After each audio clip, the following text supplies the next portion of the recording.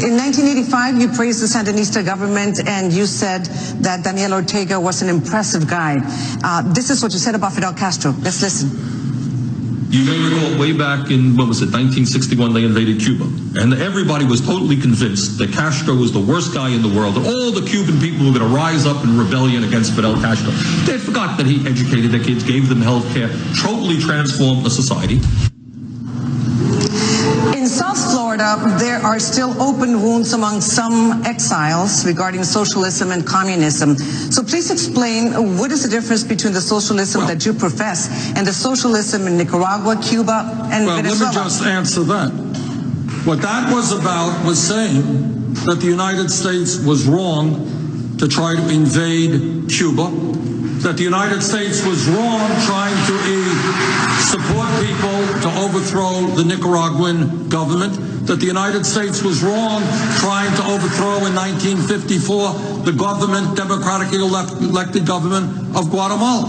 Throughout the history of our relationship with Latin America, we've operated under the so-called Monroe Doctrine. And that said that the United States had the right to do anything that they wanted to do in Latin America. So I actually went to Nicaragua, and I very strongly opposed the Reagan administration's effort to overthrow that government. And I strongly opposed earlier Henry Kissinger and to overthrow the government of Salvador Allende in Chile.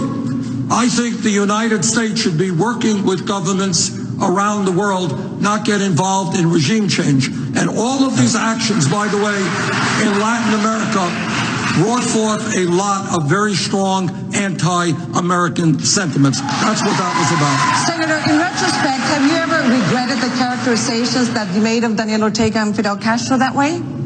I'm sorry, please say that. In retrospect, have you ever regretted the characterizations of Daniel Ortega and Fidel Castro that you made in 1985? The key issue here was whether the United States should go around overthrowing small Latin American countries. I think that was a mistake, both in Nicaragua and Cuba. Look, let's look at the facts here. Cuba is, of course, an authoritarian, undemocratic country, and I hope very much as soon as possible it becomes a democratic country. But on the other hand, it would be wrong not to state that in Cuba they have made some good advances in healthcare. They are sending doctors all over the world. They have made some progress in education.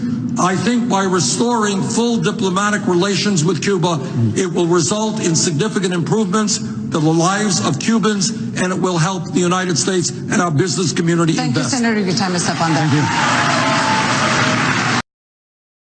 you. In retrospect, have you ever regretted the characterizations that you made of Daniel Ortega and Fidel Castro that way?